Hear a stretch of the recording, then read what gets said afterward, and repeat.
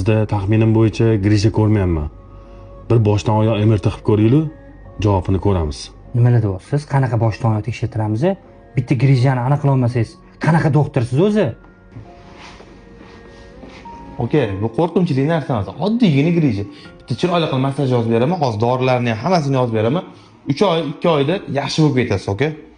Rahmat, joningiz sog' bo'lsin. Mana xususiy klinika ochganlarga borsam, MRT qilish kerak, MCT qilish kerak, balobatlar mana shunaqa bo'lyapti. Ular faqat pul olishni biladi.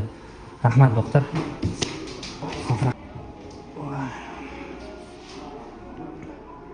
Menga qarang, doktor. 3 oyda yaxshi bo'ladi deyapsiz. Nima qolmayapti, og'rig'i battar bo'lyapti. Nimadan ekan, Keling, o'tiring.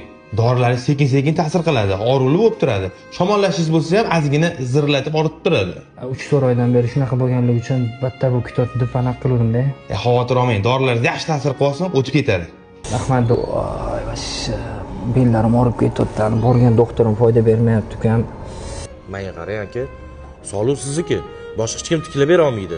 Andijonda qo'sha mehmonxonalaringiz bo'lsa, uylaringiz bo'lsa, qo'sha mashinalaringiz bo'lsa, arzimagan pulli bor-ku, doktordan ayayapsiz o'zingizni sog'lig'ingiz uchun. Unaqa bo'lmaydi-da. Tupi-tuzli doktorga bordik-da, yerda chiqib ketyapsiz, bitta kichkina analiz deb. Aka, turing, shu doktorga boramiz. Men bilmayman. Sizning sog'lig'ingiz menga ham kerak lekin. Aka, Voy, Alloh shifo bersin. hujjatimizga kelibdi. Yuring.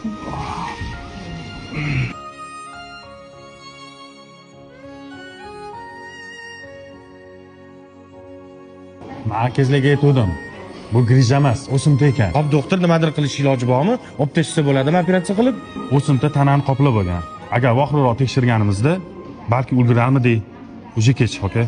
Bu yoq uje hammasi Allohdan.